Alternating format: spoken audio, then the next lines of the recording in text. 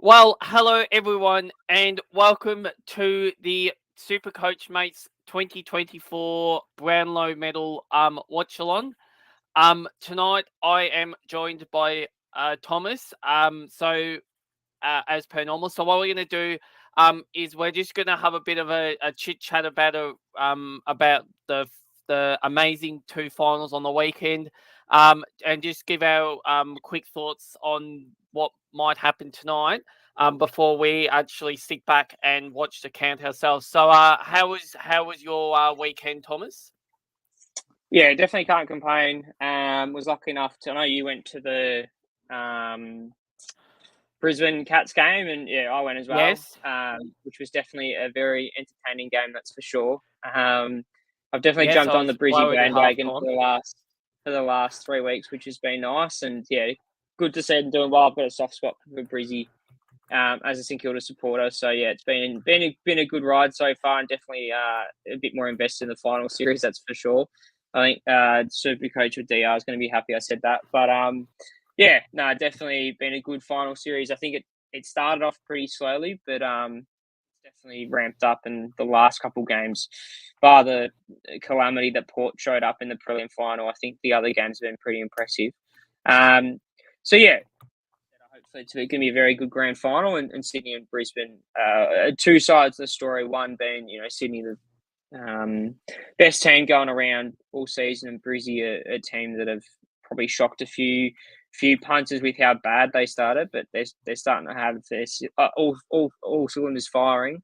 So definitely an entertaining grand final, that's for sure.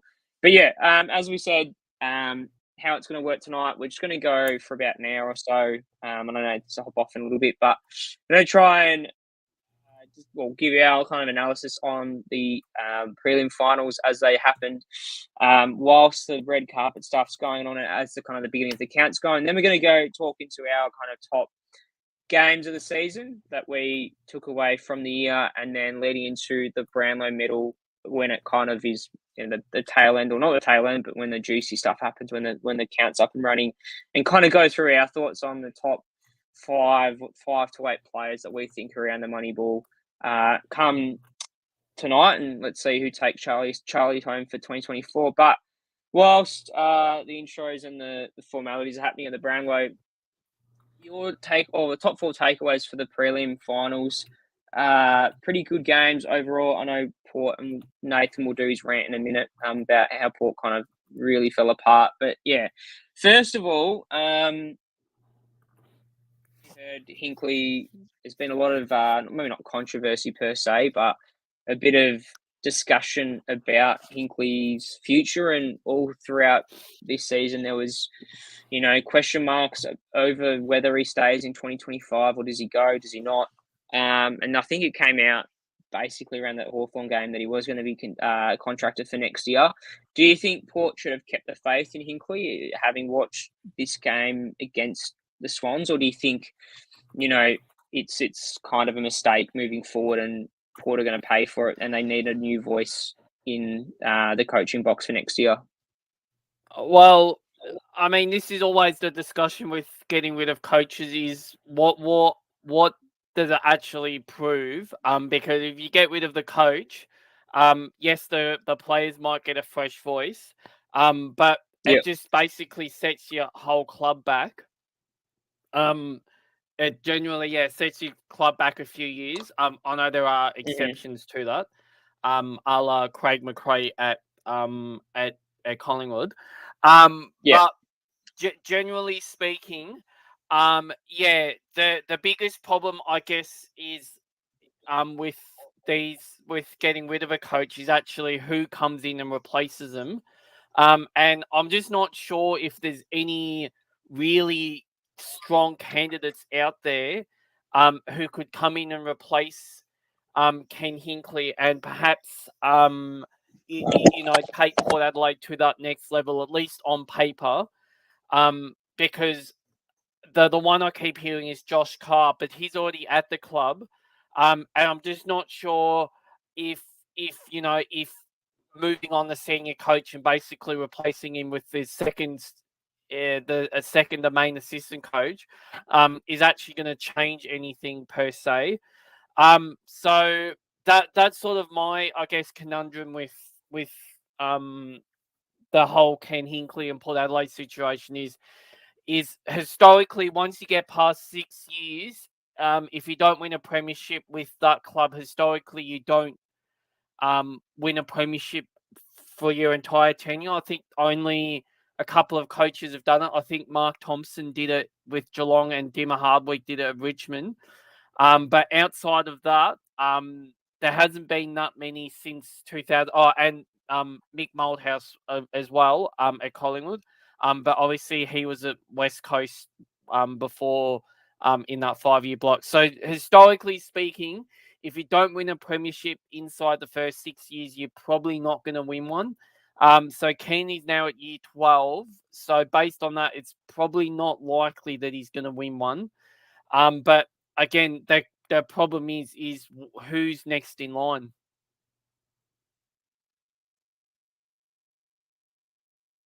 You're muted. You're muted.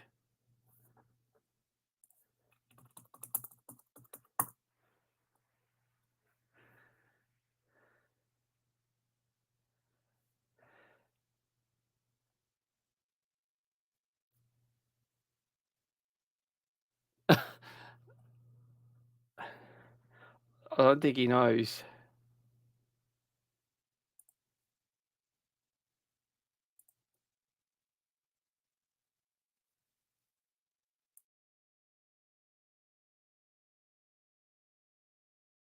Oh, hang on, I'm on mute. Can you hear me now? Yes, you've been on mute that whole time. I've been watching your lips go, and I yelled out you're on mute, but you obviously didn't read see it. Oh, hang on. We're good now. All right. So hopefully, just cut out the last minute. Yeah, but Technical essentially, issues. what I was going to say was, Josh Carr. There's question marks there about whether he takes the reins or not, and I guess the question mark there is that the narrative felt around Port. It felt a lot of the problems that were suggesting, if Port hypothetically made the grand final, does Hinkley stay, or if they made the prelim, if they lose the grand final, as you say, it almost felt, rather than there is a set in stone succession plan, it almost felt like it was really dependent on results, which was, I think, the problem, because you can't, if you're just results driven, and I know the industry is results driven, I think there's a problem there. But I mean, on the flip side, there's a lot of faith shown with Hinkley. I know how much the boys love him from externally looking at it, but yeah, it's definitely one to look towards for next season. But yeah, second question down the rank is, did the Lions figure out the Cats' Achilles heel? What I meant by that is, and you would have seen it firsthand, Nath, probably sitting in a better spot than I did at the ground. Pretty much from halftime onwards, they absolutely slaughtered them down the middle. I know Max Holmes did his hamstring or whatever he did with his hammy there, whether it was awareness or whatnot. But when he went out, the Cats' defense looked really shaky. But from what I saw up at level 4, the Lions just torched them through the middle, and it was literally like shelling peas. The Cats had no speed around the ball. The Lions did what they want in the middle. What are your thoughts on that, Nathan? Do you think that is a problem moving forward for the Cats? I know that there were question marks around their finals aspirations and whether they'd, maintain a top 4 position, whatnot. But having played the finals now and gotten it all the way to a prelim, is that a problem for them moving forward? Yeah, so this might be an appropriate time actually just to quickly go over the stats that matter. If you've been watching all the 3 weeks, before the first set of finals, I presented the stats that matter. And once again, both winners scored more from turnover. So Sydney smashed Port Adelaide. And I'll get back to that Geelong and Brisbane game. But only so Sydney had more inside 50s than Port Adelaide, which sort of goes with the trend. But Geelong had 7 more inside 50s than Brisbane.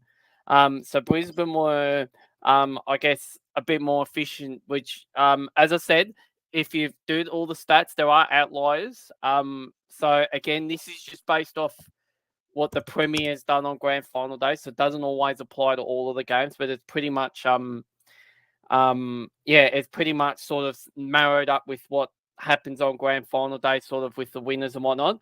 But I will just touch on quickly as well. So the Brisbane Geelong game was actually interesting. So we talk about scores from turnover because it is basically how the premiers are decided. And I think this is going to be year 20 now. So I think this is going to be now 19 out of the last 20 years that the Premier has ranked top 3 in the turnover game, which is basically what you score from turnover versus what you concede from turnover. So Sydney and Brisbane are number 1 and number 2. So this just basically supports, I guess, the scores from turnover, that if you don't have a strong turnover game, you cannot compete in finals. But I will just point out as well that Geelong led at halftime in this game, and they actually led the scores from turnover at halftime. So I think they were up by about 3 or 4 points. And that just completely flipped in the second half. Brisbane started getting on top from turnover. And that's why they're in the grand final, and Geelong are licking their wounds. So Brisbane only won that stat by 4 points. So it was 49 points from turnover to 45 points from turnover. But I can make a case that if Geelong actually kicked straight, they kicked 6 goals, 9 from turnover. So if they actually kicked properly, they probably win that game, and we're not even having this Brisbane discussion. But to answer your question, I think the loss of Max Holmes was probably the biggest loss that any side could have had.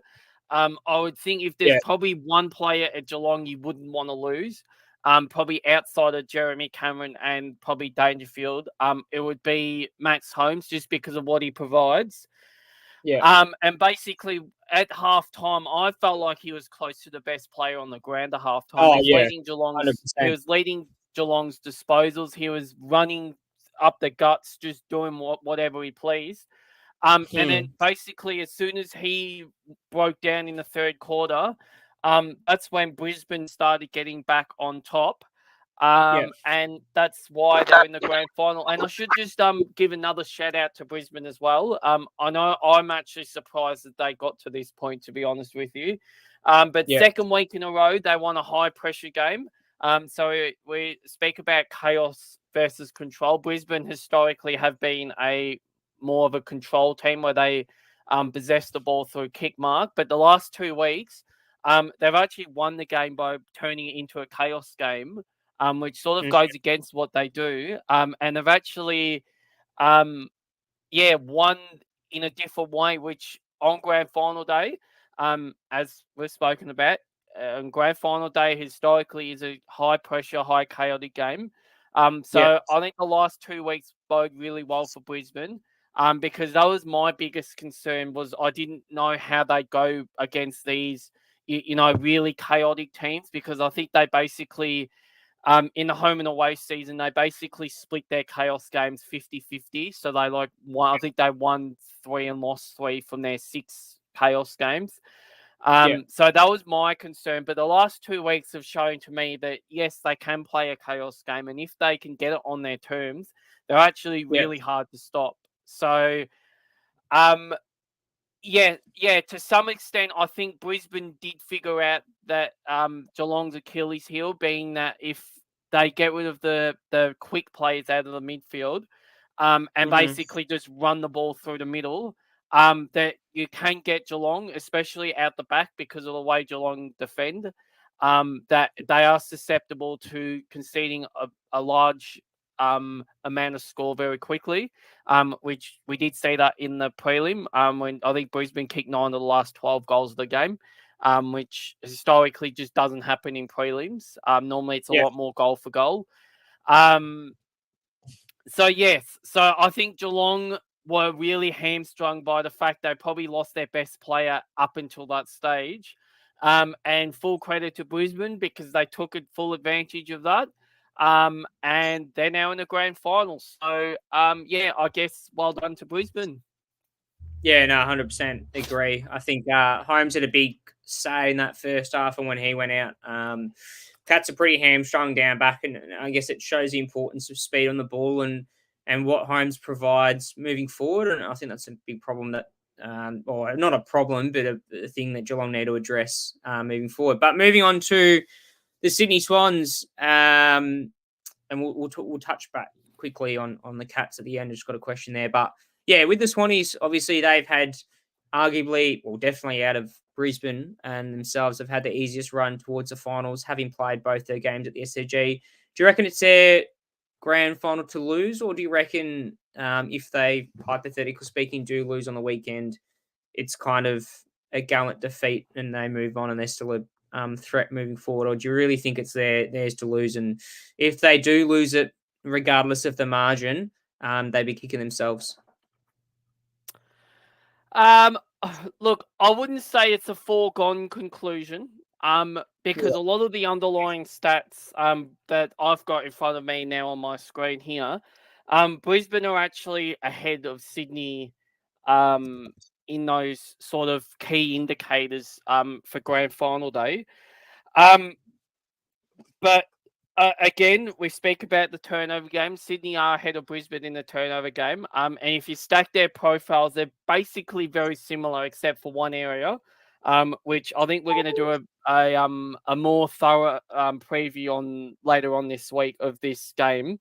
I believe. But yeah, if you had to say now, I still will be backing Sydney just because I still have more trust in Sydney that if it's a high chaotic game, that their better players are going to be able to stand up more so than Brisbane's players.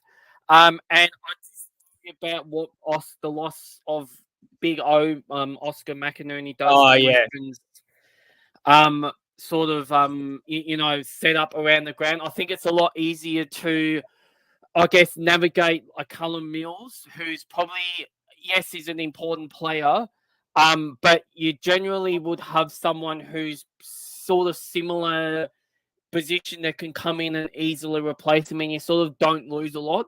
Whereas when it's your ruckman, there is a massive hole to fill there. And I mean, look, we saw last year as well. I'd be surprised if Sydney didn't have a plan for Harris Andrews. I know that Billy Frampton went to Harris Andrews and basically shut him out of the grand final for 3 quarters last year, which was a big factor in Collingwood winning that grand final. So I would be staggered if Sydney allowed Harris Andrews to just do what he wants to do.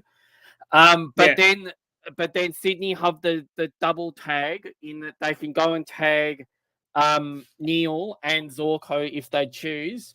And we saw that Dane Zorko on Saturday had a very interesting game, to say the least. Some things he did really well, and there were a lot of mistakes he made, especially in that first half. So, I just think that if Sydney can shut Zorko out, and sort of get into his head a little bit with the psyche of, I'm going to get tagged here. I just wonder what that's going to do for his confidence. But yes, at this stage, I will be tipping the Sydney Swans. But again, we'll go into a more detailed analysis on whenever we do our grand final preview podcast. Yeah, that'll be released on Thursday, just for those listeners out there. But moving on to the very last question before we go into Nathan's round of the week, and we've included it live in this week's segment, and then we'll move on to the Brownlow as the count kicks off. But quickly touching back on the Cats, it was one of the greatest games I think I've seen in a long, long time. But yeah, do you reckon, and we'll try and keep this one short, but do you reckon the Cats need to find another A-grade mid? You've got Dangerfield in there, who was an A-grade mid for a long time. He's definitely getting on the older age of 30, or the older side of 30. But what are your thoughts on the Cats midfield as a whole? And do you reckon they need another key mid in there just to really help them out? We saw the detriment to what happened when Holmes went out, and that was a problem. But what do you think of their engine room? Or do you think the likes of, Jai Clark, Shaw Manor, who they debuted across the season, definitely haven't looked that out of depth? Do you reckon there's some potential there, or do you reckon they need to hit the trade period hard and re-top the list again?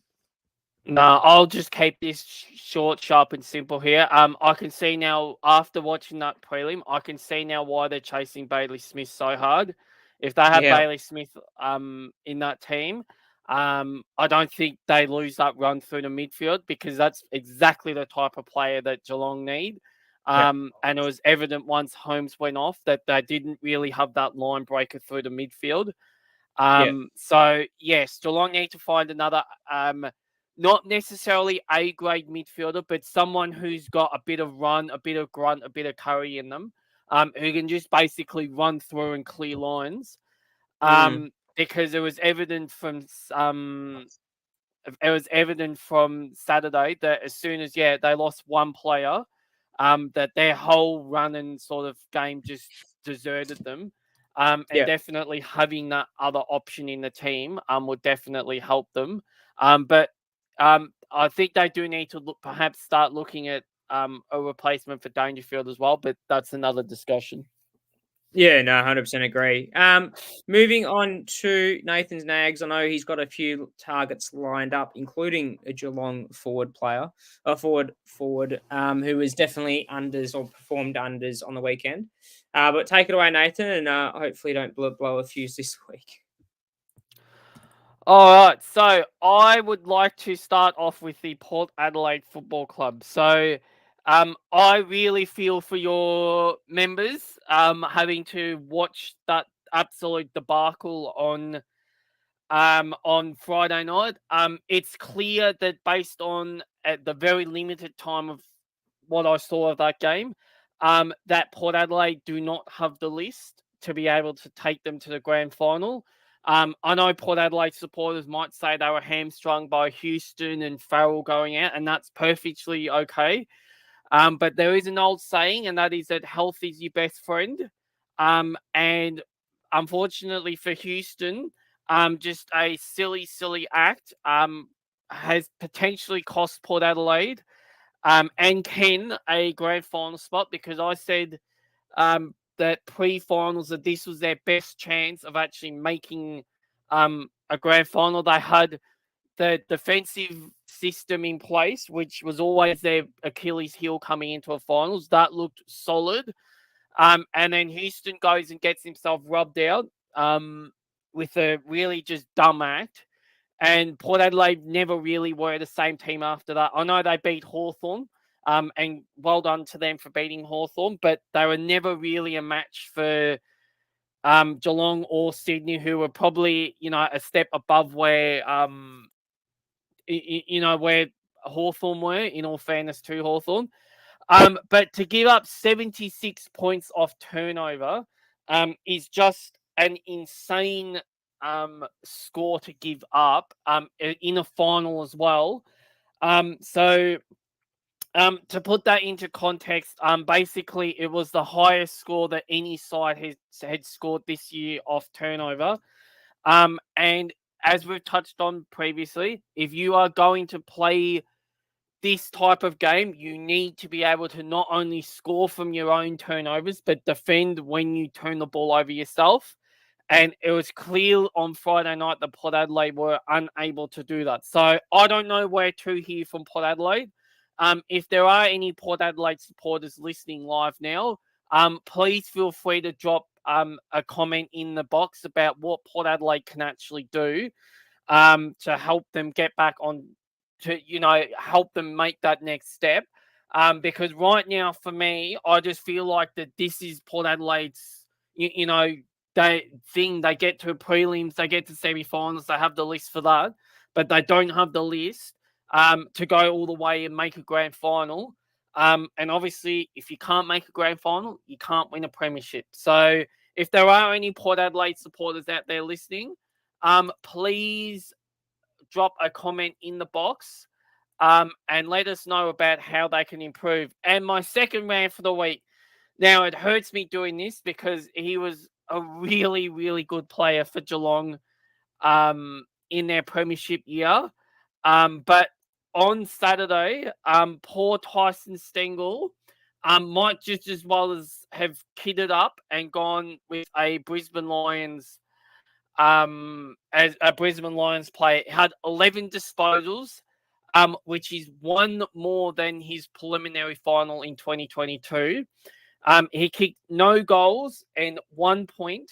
And I think in the corresponding game in 2022, I think he kicked 3 goals, 1. So in a 10-point margin, when you only get 1 point out of your number one small forward, that's a big factor as to why Geelong are sitting on the sidelines this week, drinking their their wine and stuff, instead of being on the waters, because for poor Tyson, he just did not turn up on Saturday, and as we said, you need your small forwards in finals, and poor Tyson did not turn up. So I'm not going to lay it squarely and fairly on Tyson, because there were other factors to it. But Tyson, unfortunately for you, my friend, you let your team down when they needed you the most.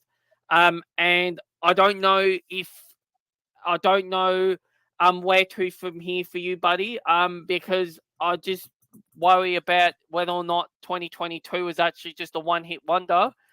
But yeah, unfortunately for you, Tyson, you didn't help your side out when they needed you, and you were probably the difference between Geelong winning that game and, as I said, and being where they are now. So Tyson, big off season for you, because there's no point doing it in home and away season if you can't do it in finals, buddy. And they're my nags for the week.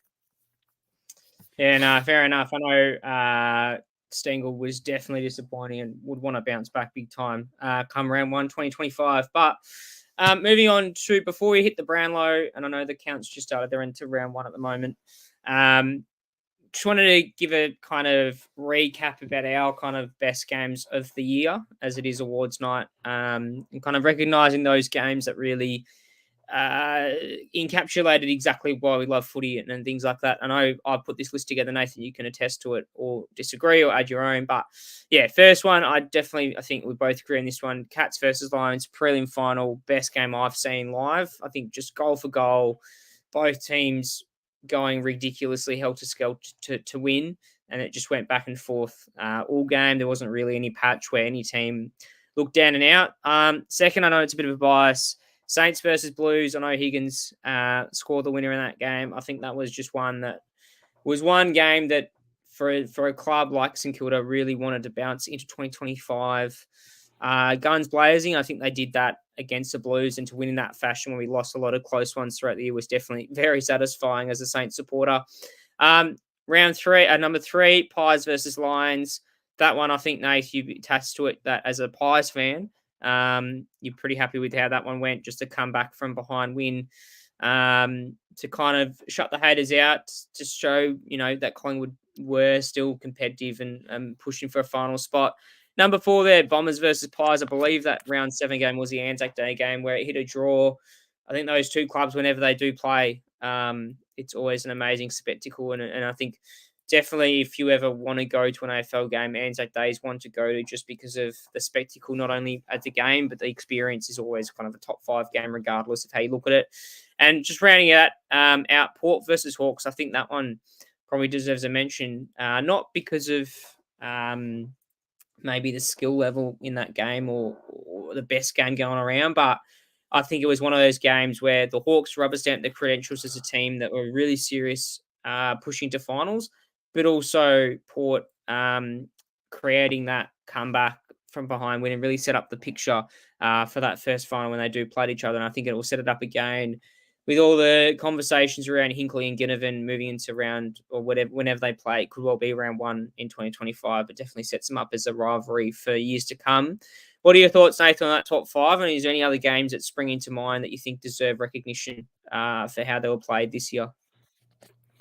No, I'm happy with all 5 of them. I mean, to be honest with you, you could ask a lot of people and they probably have 5 different games. Every game seems to be, close and exciting when the umpires decide not to interfere in it and they just let it play on.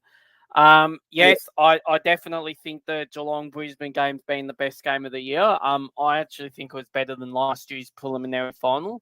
And obviously I had a personal interest in last year's preliminary final being a Collingwood supporter.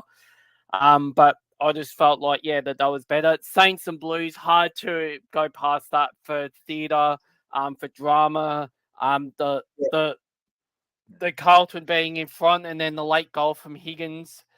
Hard to go past that one. Collingwood and Brisbane, well, that was a roller coaster, that game. I still don't know how Collingwood won that game, but it I guess it highlights sort of why I was a bit, I guess, upset that we missed out, because I still think we could have done a lot of damage in the finals, given the way that we were playing and the way we stormed home. I think we lost one game in the last 6 weeks. Which sets us up well for next year. Yes, Anzac Day, I can attest to Anzac Day being probably the greatest home and away game of the year. I've had the privilege, obviously, because my own side's in it as well. But I've gone every year since 2010. And it's the one game of the home and away season that I always look forward to going to. And it's always a game for me that it's not necessarily who wins or loses. It's more about the occasion. And for it to be a draw, after everything that happened in that game with Essendon getting the huge jump on Collingwood and Collingwood coming back in the second half, for both teams to actually have the chance to win the game off their own boot, obviously with Langford missing that shot from about 35 out, and then Jamie Elliott dropping the mark with about 10 seconds left. Both teams obviously had their chances, but I think a draw was a fitting result. And then the fifth one, it probably is a floater. I mean, a lot of people might not have Collingwood and Brisbane in there, and fair enough too. I could make a case for Sydney and Collingwood as well, just the week before that one. That was a high drama game. Collingwood got out to the big lead. The Swans chased them down and ultimately won, which probably was the final dent in Collingwood's premiership defence. I think they had to win that game, which history would have said that, yes, they had to win that game. But Port Adelaide and Hawthorn, again, just in there probably purely for sheer drama. But I have no doubt that you're going to have your own, your own games that you think were the top 5. So please, don't have a go at us for, missing out on this game or this game. Just keep it to yourself or write in the comments what your own top 5 games were. But I think at least the top one is probably going to be locked in for just about everyone. And then I think the others might end up just floating around depending on, who your side are or what you value when you watch the games. But I think we're all probably clear that number 1 is probably the lock, and then the others can probably just float around. Yeah, no, 100% agree. And hopefully, this probably was one of the years where it was as even a competition as it has been for a while, with even the bottom teams having their chances throughout the season. And hopefully next year, as we move into a new year, that stays the same. And it's definitely a nice season to watch, or a close season. But moving on to, as the reason why we're doing this stream, the Brownlow medal night. I know I've been tracking it on my iPad, but we're basically on round 3 at the moment. So far, out of the top 4 fancies, so Cripps, Dacos, Neale, and Bontempelli. Cripps is the only person that's actually registered 3 votes, and the rest haven't even registered 1. So, definitely interesting to see how that goes in the back end. The leader so far is Tom Green on a total of 8, Chad Warner 7, Matty Rao 6, Sarong back-to-back 3s, 6, Rowan Marshall top 4 with a 5, and Ollie Wines 5 votes. But obviously, that will change as the games go on. But it'd be interesting to see whether Heaney as well also, polls highly. And I know he's ineligible for the vote for the medal, but if he, goes to close to winning, there'll be question marks on his suspension. But moving to the AFL's top 5 predicted Brownlows, they were basically equal firsts with 33 votes, Cripps and Dacos. Second was Neale, 32 votes, Bontempelli, equal third with Goulden. Now, I posted my predictions on Twitter today, and they were slightly different. I think I had Neale, Bontempelli, then Cripps. What are your thoughts, Nathan, on the AFL's top 5, and who do you reckon will win it tonight? And are there any players that are not on that list that you think are sneaky chances for a pole position finish? No, I think the winner will be one of those top 4. It's hard to go past either of them, to be honest. I could probably make a case for all of them. Obviously, I'll wrap the Collingwood scarf around my neck and chew Nick Dacos home. But yeah, I feel like any one of those 4 are probably going to be deserving.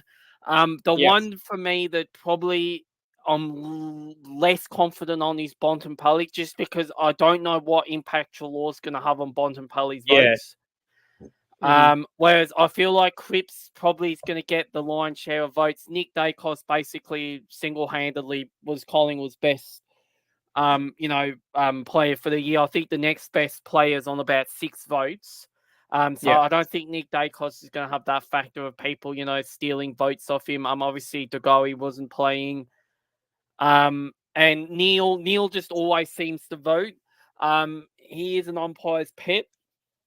They do like what Neale does. So I have no doubt that he'll be around the mark. But yeah, obviously the vested interest with Nick Dacos will see me hopefully cheering Nick home tonight. Yeah, no, 100%. Be interesting what happens. And considering Lockie Neale won it last year and the Lions made the grand final, it'll be interesting to see how he goes this year, considering it's a very similar season. But moving on to basically, I know Nathan has to leave in about half an hour or so. Unfortunately, can't go throughout the entirety of the Brownlow medal count, but I know it goes quite late as it does, and hopefully you'll cheer on your favourite players towards the back end of the count. But yeah, as the count is going, we'll kind of do a quick deep dive into each of the top 8 in our minds about who we'll think will get it, and kind of if they're unders or overs, and kind of link it also back to super coaches. I know we're obviously a super coach channel, and link it back to their relevancy for next season. And do you think, there are issues around their performances and whether other players are hindering them, or how that works into next season as well? And the first one on the bat is obviously the favourite for the Brownlow in Paddy Cripps, rated elite in disposals, elite in clearances. His best game was against the Tigers, in my opinion, round 16, just absolutely tore him to shreds, 40 disposals, which is not that common for Cripps to get huge amounts of the ball. A goal and a massive 14 clearances just absolutely tore Richmond a new one, and probably shows where Richmond's weaknesses were in this year. But what are your thoughts on Cripps? Do you think he's a favourite for? And I obviously taken off that Collingwood hat. Do you reckon Cripps is a favourite for the Brownlow? And do you think that moving forward in maybe a super coach sense, he's we had that conversation throughout the season between him and Sammy Walsh, and Walsh was one that a lot of people picked super coach wise. But do you reckon Cripps is potentially the way to go moving forward? Just because if his body doesn't fall apart, he's one that can dominate games and doesn't usually get tagged. And if he does get tagged, his just pure sense of the word of contested footy and all that sort of stuff just gets him over the line and gets a good score. Because I'm just going to bring his stats up quickly here. I think he barely went under this season, was probably his best just from a super coach perspective. I'm on here now. I think he, just looking up now.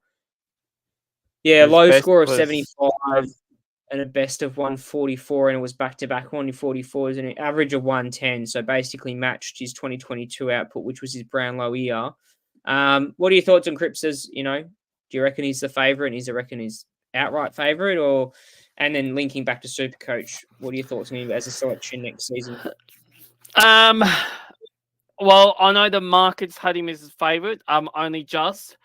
But historically, the leader going into the last few rounds hasn't actually won the count. So that's just something to sort of keep your eye on. So I think Nick Dacos led at around 20 last year and he got overrun. So that's just something to keep in mind with all of these. But yeah, I mean, it's hard to go past, the impact that Cripps had. He basically put Carlton on his back this year. While everyone else was falling around him, his body somehow managed to stay afloat. Because normally he's the one who's in the hospital wing. So yes, probably deserving if he wins it. Obviously it will hurt him being a Carlton player to see him win it. Yeah. But yeah, he probably deserves it, given the year that he's had. For Super Coach, look, I still prefer the outside players who can score. And I guess that's still my question mark with Cripps, is his ability to actually hit the scoreboard. He didn't do too bad this year.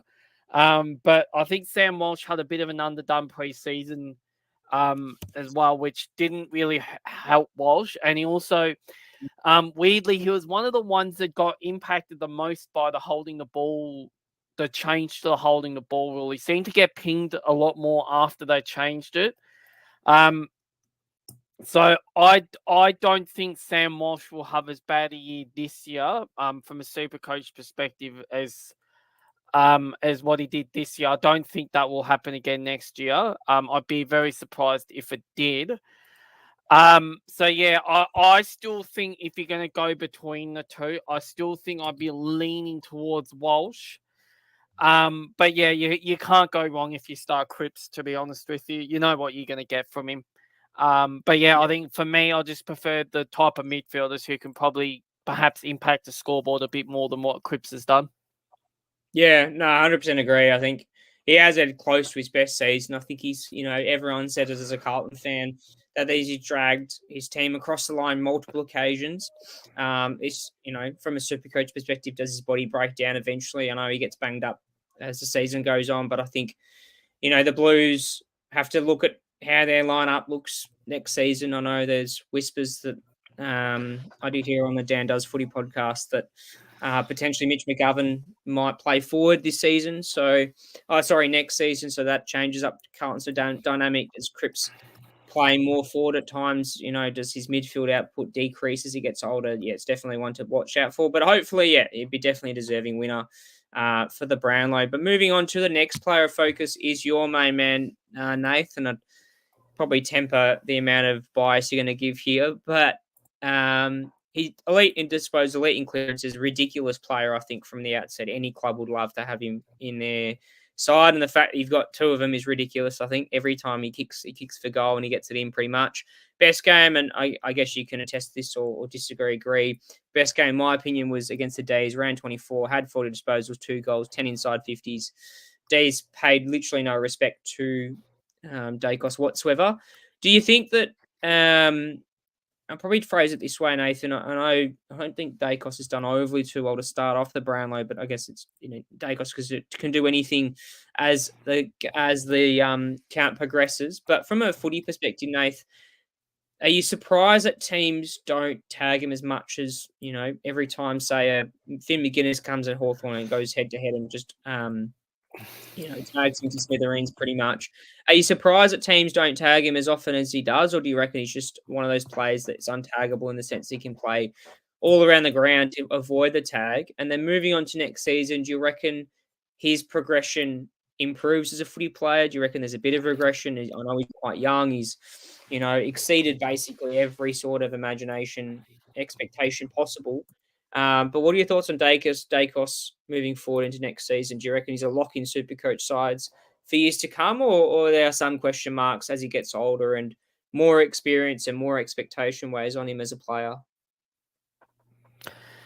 Well, we'll start off with the first one. I'm actually going to disagree with you for his best game of the year. I thought his best game of the year was actually the week before against Brisbane, because we were down and out in that game, and if he didn't turn the tide in that second quarter, there was no chance we were winning that game. So, obviously, I guess I have a different opinion because I get to watch him live, every second week or every time he plays in Melbourne. But yes, I feel like he's only going to get better because he had to play a different role this year. So, the first thing you probably think of with Nick Dacos is the pinpoint, I guess, kicking with his foot. But this year, because of all our injuries in the midfield, he sort of had to play a role that perhaps he's not quite ready for, which was to, be the clearance player. So basically, throughout the year, his whole profile flipped from last year. So last year, I think it was a top 10 ball user in the league. But his clearance numbers were well down. But I know for a stage in the middle of the year, I know he's a number one impact player at clearance, and his ball use dropped away a lot. So if I'm if I'm a Collingwood supporter, I would much rather see Nick Dacos be the first receive or the second receive from the handball out of the clearances and have him be the one to kick the ball inside 50 as opposed to being the one that's actually extracting the ball out, which I think really did hurt us this year. Not having Tom Mitchell for basically the whole year, Degoe for a lot of the year. It probably hurt us in some aspects because I feel like those two would have taken on a lot of that load, which is why I think Collingwood perhaps need to have a look at a big body midfielder. I've got big raps on Ed Allen. I think he has to play a lot more than what he has next year because he's probably that big body young player who Collingwood need. Some people have likened him to a Patrick Cripps, but a lot quicker and more agile. So, I think for me, I think he's only going to get better as he gets older. But I guess the tag aspect of it, it's so hard to tag him because he can really play anywhere across the ground. And he's such a clever player that he just seems to be able to always get loose. And then there's the other aspect too, and that is that he just runs all day, never stops running. So, you basically need a player specifically for him, who's sort of got the agility, the awareness, the know-how, the smarts to actually go with him and stay with him. Because if you don't show him any respect or you sort of go with like a half tagger, well, he'll just go and manipulate the matchup to how he wants it and how Collingwood want it. And then he's off the chain, which is basically exactly what happened against Brisbane. Because I think they sort of went with a bit of a sort of a loose tag on him in the first quarter. And it sort of worked to some extent, but then that second quarter he just took off. And that was basically all she wrote for the rest of the game. And in the Melbourne game as well. The only reason I'm not going to say the Melbourne game was there was because that was literally a training drill. Because both teams had nothing to play for. I think the pressure was about 160 from both sides. The average is 180, by the way, just for those people who aren't aware. So 160 is considered poor for pressure. And it was basically like watching a pre-season game. But the other thing too, which might become pivotal later on, is a lot of the Collingwood players were feeding him the ball because I think they knew that the count would be very close.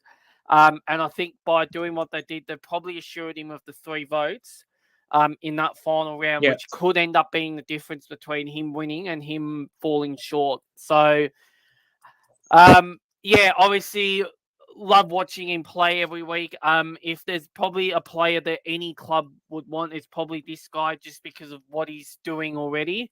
And probably the scope of improvement that he's got is still so much given his age.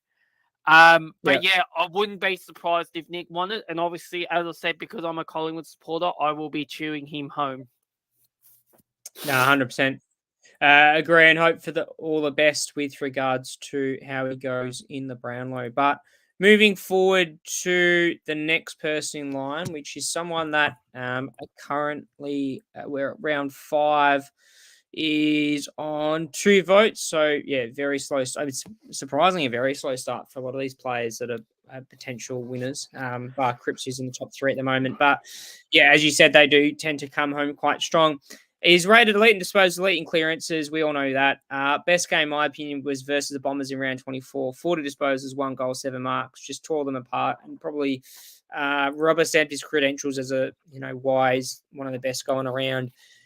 My question to you, Nathan, is do you reckon that Neale still has issues with his tags? I know St Kilda do a very good job against him when Marcus Windhager goes up against him. He always does an excellent job. I'm only saying this because I watch St Kilda play on a weekly basis, and I watch those players a bit closer than most. But do you reckon there are still the caveat to his game or a knock on his game that potentially there are some issues with that ability to be tagged a lot more frequently, and then other teams can kind of capitalise on that? Or do you think the Lions are doing a good job to negate that with the likes of Dunkley and Berry trying to, block for him and allow him to dominate? And do you think he's going to be a relevant player moving forward, or do you reckon there's question marks from a super coach perspective that age comes into play? Does he play more higher up the ground now that he's a bit older? Or do you reckon that he's just such a rubber stamp credentials or rubber stamp bona fide, uber premium that year in, year out, you know what to expect from him, and there's no issues there from a super coach perspective? No, I actually think the player Lockie Neale needs the most at Brisbane is actually Will Ashcroft. And that's purely because Will Ashcroft is that type of player like Neale. So by having Ashcroft there, it basically allows Brisbane to sort of experiment a bit more, because they might go, well, you can tag Neale, but we'll back in the kid Ashcroft and Dunkley to get it done still in the middle. So I guess opposite to Nick Dacos, the only problem I have with Neale is I don't know if you can go elsewhere around the ground to sort of try and lose that tag. But yeah, I think this is going to be a pivotal matchup on Saturday. Is what Sydney do with Lockie Neale? Do they just go straight to Jordan and just try and shut him out? Or do they perhaps send Jordan to Dane Zorko, who I know he's not in Brownlow contention? But I guess that magnet with Jordan's going to be fascinating. Because I don't think you can completely shut Neale out of a game. He's still going to get the ball. But I think it's probably more so what he does once he has the ball that I guess he can probably try and shut down. So I don't know if he's a player who you can per se just say, well, we're going to completely stop him from getting the ball. Whereas I think Zorko's the one who perhaps you can do that a bit more with, given he's a bit more outside. But yeah, it's hard to go past him. Ultra consistent year. Probably another Brisbane best and fairest this year. I don't know if anyone else is probably going to be sort of around the mark for Brisbane. If there are any Lions supporters out there, please correct me on that. But off the top of my head, I don't think there's anyone there. Perhaps Danaher might. But I think it's probably Neale's to lose. I think if he plays well on Saturday, it will go a long way towards Brisbane winning. But yeah, I think I have him a couple of a rung or two below Cripps and Dacos this year. I just can't see him getting over 30. And I feel like you're going to have to get over 30 to win this year. Yeah.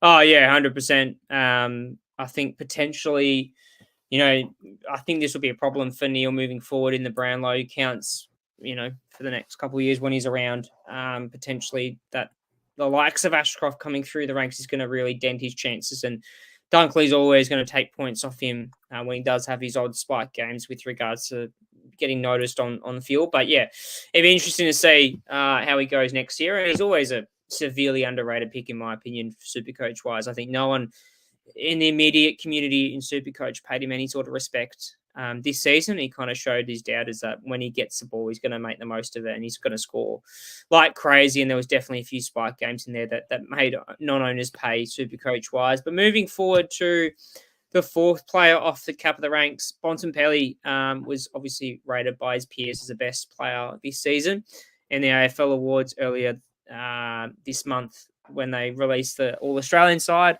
He's above average in disposals. I know he probably has less disposals than his counterparts, but probably has a bit greater impact on them. Elite in clearances, we all know that. He's a beast when it comes to that sort of stuff. Best game, in my opinion, versus the Ds, around 21. 33 disposals, 2 goals, 7 marks. I think the difference against, in comparison to these other midfielders is that he scores. His impact on scoreboard is huge. Can play up forward as a key forward in particular and really damage opposition defenders there. I think my question, Nath, is, and you're probably going to give me an answer for this we've already spoken about, is do you think the main issue why he doesn't get recognised as a Brownlow medal winner? And a lot of fans, if you talk to Bulldog fans, probably question why he isn't a dual Brownlow medalist. Do you reckon it's because they've got too many chefs in the kitchen with regards to midfielders like your Trelaws, like your Ed Richards now, your Tom Liberatore as well will get points. And do you think moving forward in Supercoach, is he basically a lock for years to come until he retires? Because he seems to be a Supercoach love child, not necessarily by the umpires, but Supercoach wise, he's such loved champion data specialist as a lot of non-owners start to get frustrated throughout the season. Or do you think that maybe there is a change of heart with Bevel and he does play more forward with the issues they've had further up the ground? What are your thoughts on that, Nath? Yeah, I mean, to answer your first question about the dual Brownlow medalist, I'm not sure if he'd be a dual Brownlow medalist, but I definitely think he would have had one by now. Yeah, I feel like Libbo and Treloar have always sort of taken votes away from him, which ultimately does hurt these Brownlow fancies. It's not necessarily how they do, it's how the other players at their clubs do. Because generally they might have a blinder, but the umpires might see it differently, and give the votes to someone who perhaps no one was expecting, and then it does have an impact later on in the count when the votes sort of become less and less, I guess, open. But yes, I think Bontempelli is the perfect Supercoach player. Just lock him away. He'll be my first player next year. You just can't not have him. What he does on the ground, if there's one player that's untaggable, it's him. He just has the whole thing, Bontempelli. So yes, he will be in my team next year from round one. I can assure you that now. No matter what his price is, I'm hoping he's not over 700k like he was this year, but I think he'll probably be about the same price. But yeah, I think unless he gets injured and breaks down, I think just pick him and lock the key away and just, watch him throughout the year, just dominate games. Yeah, no, 100%. And just before we move on to the kind of back end of our players, Tom, Isaac Heaney's actually on top of the Brownlow as we speak on 14 points. So I know it's unlikely he's going to stay there, but if he does, it'd be very funny, or not funny, but a bit of a controversy if, he's basically ineligible and that goes to second place player, but I don't think that'll happen. Cripps is on second place with 13, and Tom Green's actually doing very well, probably getting recognised from the amount of disposals he does acquire, not necessarily Supercoach speaking, because we all know how frustrating he can get with his disposal efficiency, but he's on 12 points there to round out the top three as we head into round 8 on the Brownlow count. But moving on to the next player, Errol Goulden. He's one that I was probably surprised, and Nathan, you can agree or disagree on this, with how highly he was ranked on the Brownlow predictor there. I know he's, very, very good player. He deserves the All-Australian accolades. He plays that wing to perfection. He's probably the one player that is a true wingman and gets deserved or recognised for his efforts, unlike the others like McCluggage or Josh Dacos, who sometimes probably don't get recognised for their efforts on the field. But elite in kicks, elite in marks, they're probably two of the most important stats going around as a wingman. Best game, in my opinion, versus the Cats in round 13, had 37 disposals, 5 tackles, 8 marks. He's one that can play on the inside as well, and is really a bull when he comes into the inside clearances. Do you reckon, Nathan, moving forward to next year, that he plays that wing role so well, but you look at the Swans midfield of your Heaney's, your Chad Warners, your Tom Papley roll through there as well. Do you reckon Goulden stays on that wing for the rest of his career and just plays as a true wingman? Or do you reckon he does go into centre clearances more often and becomes that kind of X-factor midfielder who plays more permanently in a centre bounce role and is used for his speed and decision-making, elite kicking? And do you reckon he's a Supercoach option next season, or do you reckon there is just too much doubt around his role? Because we all know that, he's elite foot skills. He's insanely talented, but at times, as you probably know, as a wingman, it's super difficult to get the ball at times. And when your team's not doing well, and as the Swans probably figured out the hard way when they were losing games at crucial points throughout the season, the wingmans are the first players in the team to knock at the pill. So to answer your first question, I don't know why you would try and change something that's worked so well. Just leave him out on the wing. He's a class above every other wingman in the AFL, which has been recognised by the All-Australian selection now, I think, for the third season in a row, second or third.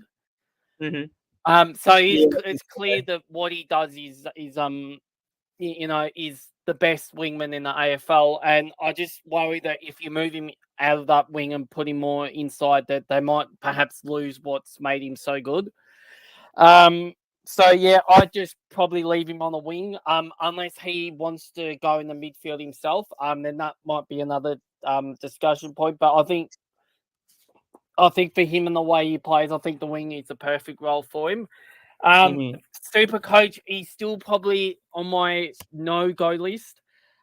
Just as you touched on, because generally wingers don't historically score well, and they can have massive fluctuations in their scores.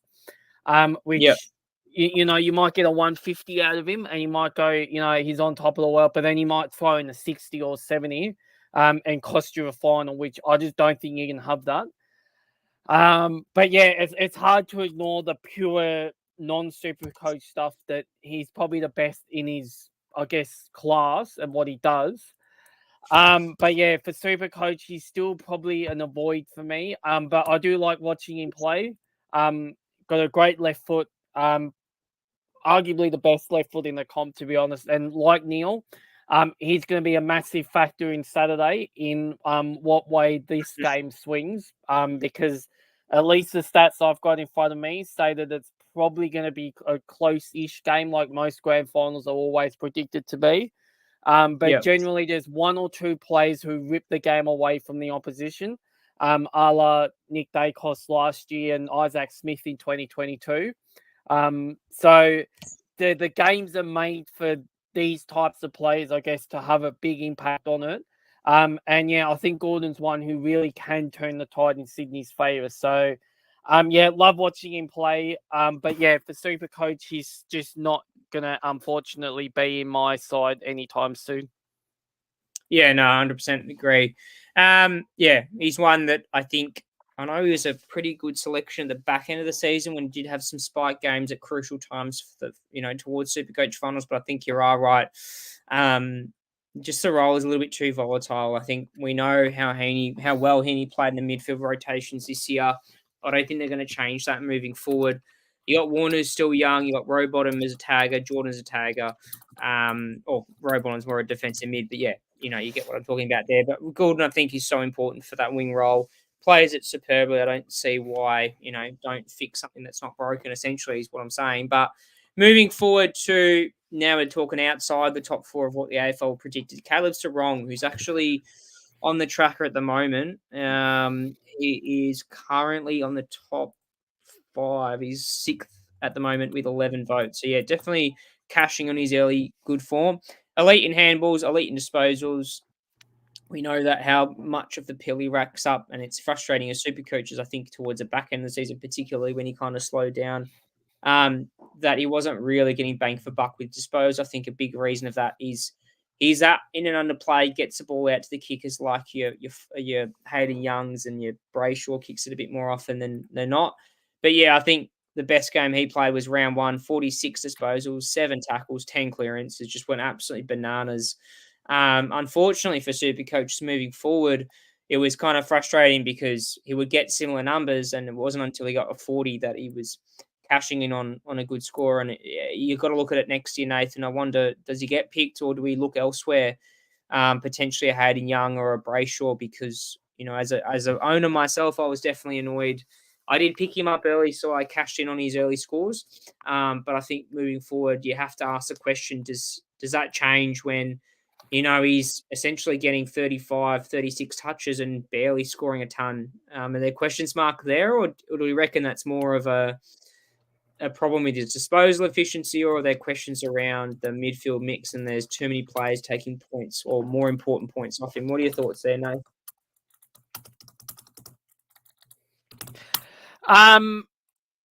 Yeah, I think for me, I think this is probably a bit like I think going forward, I think I'd rather Hayden Young. I feel like Sarong's probably going to be a bit like a Lachie Neale going forward. They are very similar types of players. So I feel like that if you can shut him out, he really can impact his Supercoach scoring. Whereas I think Young is the one that Freo actually want the ball in the hands of, because basically when he moved off that half back line and went into the midfield, their sort of profile began to shift more positively in terms of, what they were doing from, back half ball movement and scores from turnover, which was always their, I guess, their, the question mark over them. So yeah, I guess the only thing that that Sarong's gonna have it on in his advantage is that Hayden Young might get a bit more attention next year just for that reason. Whereas everyone knows what Sarong's gonna do. So for me, I think he's going to be a watch and see with his price. If he's reasonably priced, and I don't think there's a lot of other players that are sort of tearing the house down to come in, he could be one that I'm tempted by. But at this stage, I think I will pass on him. Maybe in draft, if you draft players out there, he'd be probably not a bad pick in draft. Because I guess you know what you're going to get from him just about every week. But for Classic, I think he's probably going to be a watch and see, and just see what he's priced at and sort of who's priced around him. Because I think this year started off just, maybe correct me if I'm wrong, it was either just over or just under 600,000. And I think there were a few other players around that price, who I think I sort of leant more towards. I think Dawson was one of those, which didn't work out too well. There was Ollie Wines who didn't work out too well, and Tom Green as well, who sort of did work out, but perhaps not as well. Whereas, Sarong started, I'm just on here now, it did start just over 600K. So, it'll probably start off about the same price. But it'll be a watch and see for me on Sarong. Yeah. Now, I think as an owner, I'm probably against him just because it was just a little bit annoying. Just I watched him closely. He does get a lot of the ball and does so well with the ball. It just, he feels like he doesn't get enough bang for buck. If he gets tagged out of it, he does play some weird positions on the ground. When he does get tagged, he's starts in a wing, starts half forward, starts on the bench, and we'll talk about Butters in a minute when we get to him. We've got two more players left before we wrap it up. It's one of those things where, it is what it is, and we just look at Sarong as a player, and it's one of those question marks that do you pick him, and do you pick him more for a short amount of time and more fixture based, or does he improve his capacity to improve his disposal efficiency, get out of the tag situations, and then go from there. But moving on to the second last player on our list tonight, Zach Merritt, the Essendon captain. I know that there was a bit of conversation earlier this season earlier this week or last week with St Kilda, rumoured to present a god offer deal to try and snag the Dons away, the Essendon captain away from the Dons and make him a Saints player for 2025. But that was a bit of hearsay, I think, and a bit of wishful thinking. But elite in kicks, elite in disposals. We all know what he's capable of insanely. I think for me personally, as a St Kilda supporter, I think he's one of the most underrated players going around, and I would love him at St Kilda. I know how much of a respected captain is inside the four walls of Essendon from looking on as an outset. Best game, I think it was against your boys in round 17, 30 disposals, 4 tackles, 6 marks. You look at Sarong, Merritt's, I think, the flip side of Sarong, where he doesn't need a lot of disposals to do damage. When he does get the disposals, he gets rewarded effectively with Supercoach scores. Do you reckon, Nath, first of all, I'm going to talk about this, and I want to hear your response on this. And a serious note, do you reckon that the conversations around St Kilda offering a god-awful amount of money to steal Merritt away from the Dons, I know it's a bit of a ridiculous conversation to have. Do you reckon there is any unrest in Essendon with that conversation around? I know Merritt basically came out and said, as a player, you'd be crazy not to entertain the offer as much as you love Essendon and the skipper position. Do you reckon there are some rumblings inside the four walls that something's just not quite right there? They were basically looking at playing finals and just fell apart completely. similar to what they did in 2023? And then from a Supercoach perspective, do you reckon that he continues this trend of being a solid option, or do you reckon that, and he's openly said this in interviews, do you reckon there are concerns around his actual role in regards to the fact that they're more reliant on other players now? It used to be reliant on merit and bust. Now you got, Durham, you got Perkins, you got Hobbs, you got a lot of good players coming out there, Cordwell as well, that they're starting to share the load a little bit, or do you reckon, Merritt's still a good scorer come 2025? Well, we'll start off with the first bit, which was the rumblings. Well, I definitely think there's rumblings, given the fact that they haven't won a final now. If this is going to stretch into 21 seasons without a final win, which is just ridiculous for a club who, are as proud and honoured as Essendon to not have a finals win in 21 years, is probably embarrassing, to be honest. There's a whole generation of Essendon supporters who've grown up, who have not seen Essendon win a final, which is just unfathomable, given that, that my club especially have been in so many of them. Yes, I can understand the rumblings. I think it's probably, if there's any trade that's not going to happen, this is the one that I can probably 100% say alongside with Petrarca will not happen. I just can't see him leaving Essendon. I know he might be a little bit upset with Stringer, and there was someone else, I think, who Essendon basically said they were not sure if they were going to offer a contract to. Laverde. But I can understand where Essendon are coming from with that, because they need to do something there, because culturally there's something wrong. We touched on the turnover game, being, I guess, king, and the chaos game being, the way that most teams want to play, especially the premiership teams. And Essendon, unfortunately, just don't fit that profile. I'll just say this year. So this year of turnover, they were the 1, 2, 3, 4. They were the 5th worst side from turnover, with minus 6.1 points a game. That they were down. And the only thing they really had going for them, even Granville gets, they were bottom 5. The only thing they really had was marks, which was 5.9 ahead of their opposition. So that, for me, that's a bit of a red flag in the way they play, because they want to play the control game, which, as we've touched on, it might get you through a home and away season, and might get you through the first week of finals. But once you start playing in semi-finals and preliminary finals, they become chaotic games. And Essendon this year have showed that, once again, as soon as the game gets taken out of their control and turned into chaos, a la Anzac Day against Geelong, they just fall in the heap. So I think there's a massive shift that needs to happen at Essendon, because for Essendon supporters, it must be frustrating just year after year watching your team, get to round 15, they're, top 4 in the table for most of the first half of the year, and then just completely fall away. This is probably a part of the reason why, because the way that they play doesn't stack up with what premiers historically have done. So for them to actually be competitive would be a radical, I guess, shift in the game that would be needed. But I still don't like Merritt in Supercoach, because I still think that he can be tagged on the outside. And we did see this year the when sides actually went after him.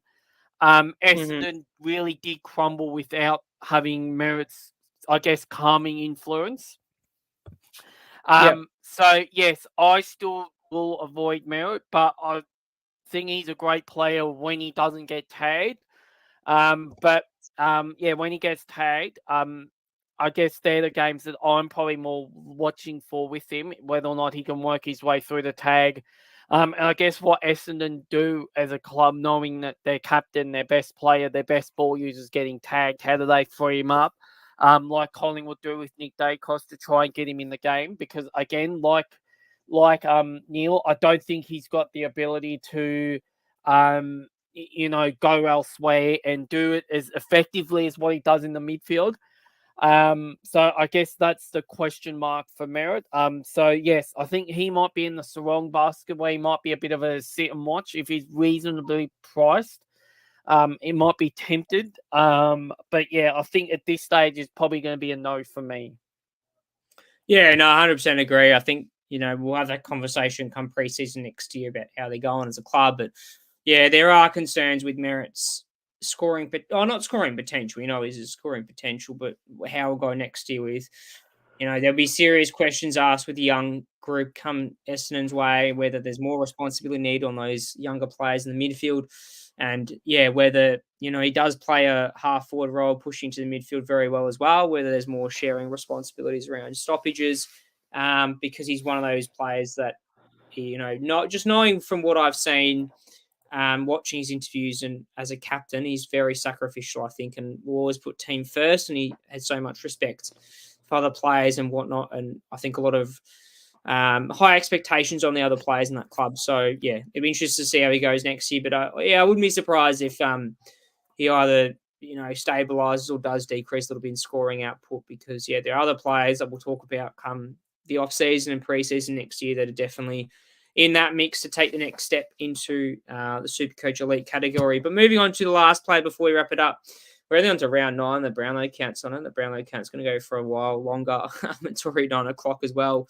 Melbourne time. Normally doesn't finish till about 11 o'clock, the Brownlow. Yeah, I was going to say, but I'm surprised that they're only up to round 8. Usually they're a bit longer at this time. But yeah, moving on to the last player on our list that rounds out our kind of top 8 I think Nick Dacos just got 3 votes for Carlton Collingwood, by the way. Yeah, I just heard cheering in the back. I just heard cheering in the background, which from my mum and sister who are Collingwood supporters. So I'm presuming that that's what it was, that Nick Dacos got the 3 votes. I was going to say they'd be also happy that your mate Bobby Hill won Mark of the Year as well. So you've got something on the board for the pious faithful. But moving on to our last player, as I said, from our top 8, Brownlow fancy, Zach Butters. I don't know exactly how he's going. I don't think he's going that well. I'll have a look now. He's actually not doing all right. I actually realise he's in the top 7-8 players. So basically bang on 8th at 9 votes. He's elite in kicks, above average in disposal, which surprised me when I actually searched up. I thought he'd be in that elite category, averaging 30 plus. But best game against Richmond, I think that's undisputed. Round 2, 34 disposals, 7 marks, 7 clearances. I know he scored about 170 or Supercoach points, just went absolutely bananas. First of all, with Butters, do you think there are problems there at Port with regards to their midfield mix? They are pretty much, or they're in that category of best midfield group going around with your Rosie, Butters, Drew, Wines, Horne-Francis as well. You basically got the perfect mix in there, but they just don't seem to really stack it up when it counts in finals. Do you think there are problems there fundamentally speaking? And as a Supercoach mix moving forward, do you reckon Butters is a pick? I know how exciting of a pick he can, because at any given time he can score 70 points in a quarter and save your ass from... there are numerous times where he was on sub 50 or whatever, and then he ends up scoring 150 because he scored about 70 points in a quarter or even 100 points and a half. And I know he's how courageous he is as a player, and he was voted the most courageous player of all time. Not all time, of this year. But do you reckon you would pick him in Classic or even in Draft? Or do you reckon there are other players starting to go ahead of him? Because we all know Butters, I think the problem I had as an owner as well was just there at times he fell apart a little bit with his game. He got a bit lost. I think his game style is so reliant on Port feeding in the ball and kicking inside 50 and his effectiveness there. But I think the other problem with Butters is that when he doesn't get his disposal efficiency right, there are serious question marks in scoring output. There's countless occasions where he, looked like he had a solid game, but only scored about 70. What are your thoughts on Butters?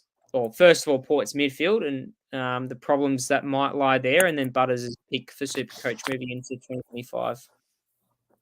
Yeah, well, I mean, I think the biggest problem with Port Adelaide is that their 3 best midfielders probably are all attack-minded midfielders, and they need the 4th one there for balance, which is normally Willem Drew. Yeah. But for Port Adelaide to probably do damage, they probably need all three of those in the midfield. Which again, if they don't win clearance, it puts their defense under a lot of pressure. So I feel like the midfield mix, perhaps they need to, I guess, have a look at, Butters perhaps more as a half forward or Rosie more as a half forward and not as a centre bounce player, just to help with that balance a little bit more. Because I have noticed as well that Port Adelaide don't tend to put, Butters, Rosie and Horn-Francis all in the midfield at the same time. And I presume that's why for that reason. Because if you can get them, defending and going back the other way, they don't push as hard going back as they do going forward. So it does expose their backline. But I think for me, for Butters, I think the biggest factor for me is probably going to be whether or not he gets whether or not he gets forward eligibility. Because I just think as a pure midfielder, there's probably better choices out there than him. So I feel like that's probably going to be I feel like that's probably going to be sort of roughly where he is for me with Supercoach. Good player, love watching him play. But I think he's probably going to have to be a forward for me to consider him. Yeah, I understand where you're coming from. He's definitely an exciting player. I mean, I even owned both Rosie and Butters at times, basically towards the end of the year, when Rosie was cheap as chips. But Butters is interesting. He's one that I think will be a great conversation or a debate come 2025 and the round one teams there. Just because we all know he's capable of scoring huge scores, but just at times just completely falls apart. Not necessarily. I think the biggest gripe I had with Port as well was just, when Butters would start on the bench, and every time he started on the bench, he'd just score poorly. For the rest of the game, he was stuck on there for 5 minutes, and then it was just game over, and it was super frustrating. I think a lot of the problem, disposal efficiency to one side, the biggest problem with him was that he just gets stuck in the weirdest bench rotations. Like he'd spend 8-9 minutes on the bench just stuck on it.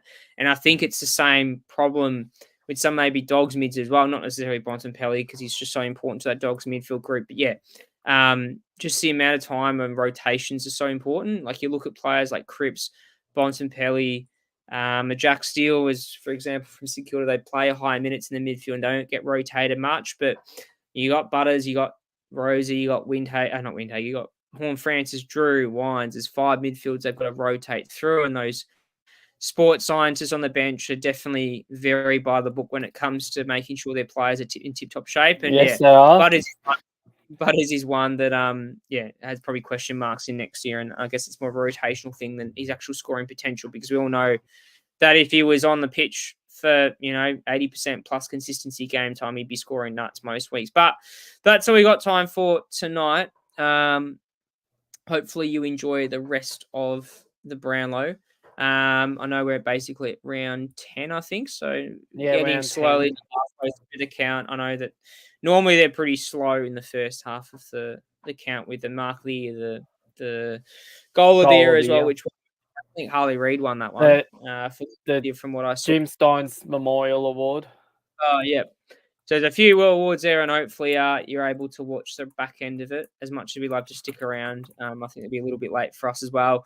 But looking forward to the rest of the week. We'll be recording probably on Wednesday for the grand final preview. What were you going to say? I just said, I don't know if has goal of the year been announced, has it? I thought they only did Mark. Oh, no, they announced Reid before Hill, so Mark was after goal. Oh, no, Reid goal of the year. That's probably fair enough. Yeah, so we'll find out the Jim Steins Award as well later on. But moving on to this week, as I said, we'll be recording our grand final big preview later in the week, which will probably come out Thursday, which will be a deep dive into the 2 teams that are left over. Nathan will recap his grand final stats. He's been right on the money with regards to that. And then looking forward to the off-season, I think the way we'll do it, just because of how long we can drag it out, we'd rather not drag it out so long that by the time we finish all the clubs that we're pretty much into November, December. But I think the way we'll look at it is potentially doing it in groups of teams and just doing more of a quick recap of how they've gone as a whole year, and then what they're looking at trade period, and tie that in with the trade period. I know on Twitter we've posted some content with regards to trades that are rumored, trades that are confirmed. There'll be definitely a hectic trade period come through the back end of this year. And then, leading on to 2025's preseason and Supercoach selections moving on to next year. But other than that, hopefully enjoy the rest of the Brownlow count. And if you are a Brisbane Lions supporter or a Sydney supporter, you enjoy the week ahead. And if you're in Melbourne, definitely go down to the grand final week. The activities, they've got the activations around the G throughout the week, the grand final parade on the Friday, and then hopefully your team gets on top on the big dance on Saturday. But other than that, we'll catch you for our grand final preview later in the week.